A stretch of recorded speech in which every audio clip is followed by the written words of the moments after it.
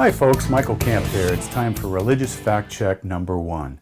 No, Jesus, Paul, nor Peter started a new religion called Christianity. Now wait a minute, isn't Christianity a religion? Well, of course it is. But the founders of Christianity were not Jesus, Paul, or Peter. Christianity as a religion wasn't really born until a slow, gradual process started in the mid-2nd century into the mid-3rd century. And things started to happen like hierarchy was introduced. Many more Gentiles came into the faith and the faith became more Romanized. And then finally Christian doctrine and dogma was created. Historians Vercombe, Scott, and Taussig tell us that in the first 2 centuries after Jesus, what we think of as Christianity did not exist. And then finally, in the 4th century, the emerging religion became the state religion of Rome, which eventually became Western Christianity, and from which rose a Catholicism, Eastern Christianity in the East, and then much later, Protestantism. So when you look at history, there's 5 important things you discover. So number 1, when the 1st century Jesus movement began and started growing in the Roman Empire, it was not a new religion. Jesus and his first followers and Paul were Jews. They were not Christians. Jesus was a Jewish rabbi and a wisdom teacher who was called the Anointed. Paul was a Jewish Pharisee who later converted to a nonviolent universalist brand of Judaism. Jesus and Paul advocated rethinking Judaism per rereading of the Torah, some reforms found in the prophets, and Jesus' teachings. So the faith was a stream within Judaism, not a new religion. So number 2, the path that Jesus taught was not technically a religious path. So you didn't need the temple, for example. You didn't need a synagogue system.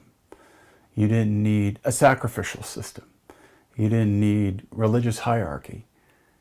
God forgave naturally, as that is his nature. He's merciful by nature. And Jesus also taught that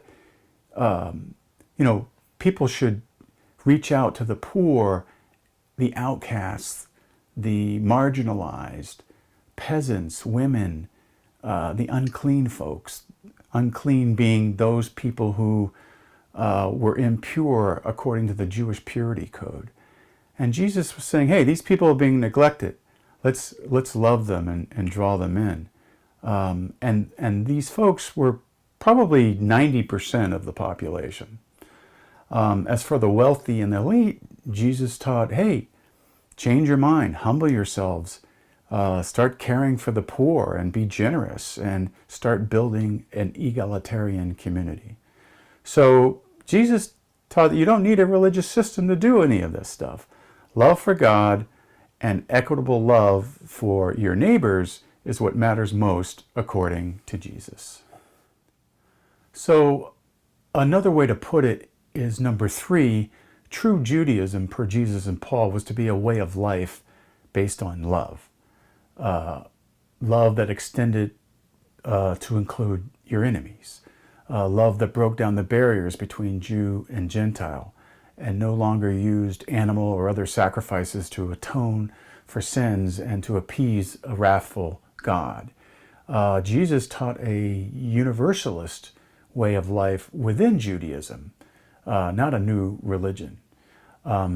His way was to focus on love, the love ethic, and not follow, the law of Moses per se or any particular religious laws. It was basically boiled down religious law to treat others the way you want to be treated.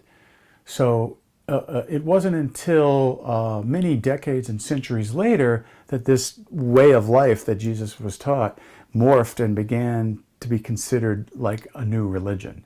Up until then, it was just one of the many sects within Judaism, which had 4 main streams: the Pharisees, the Sadducees, the Essenes, and the Zealots.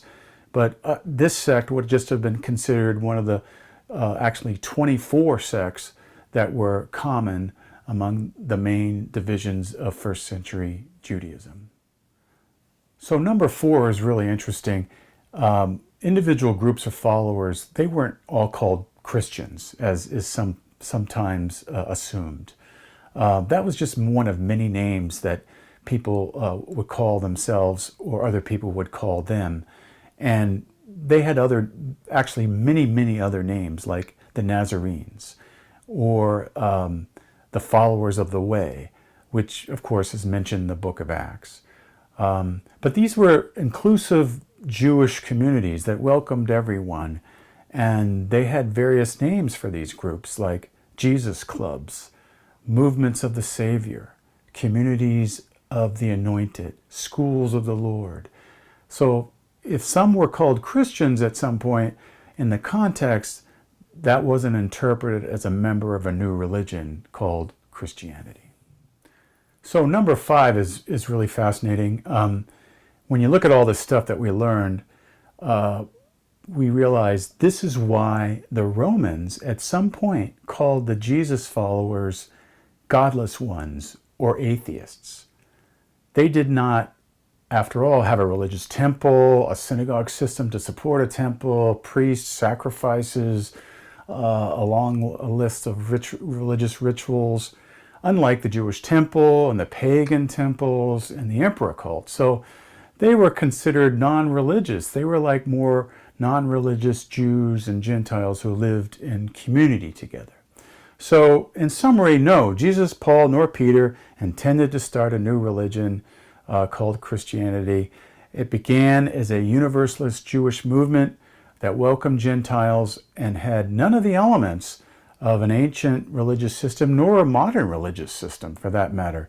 There was no church system, professional pastors or ministers, a church denominational hierarchy, no sacrifices, no boatload of religious rituals that you need to appease a god.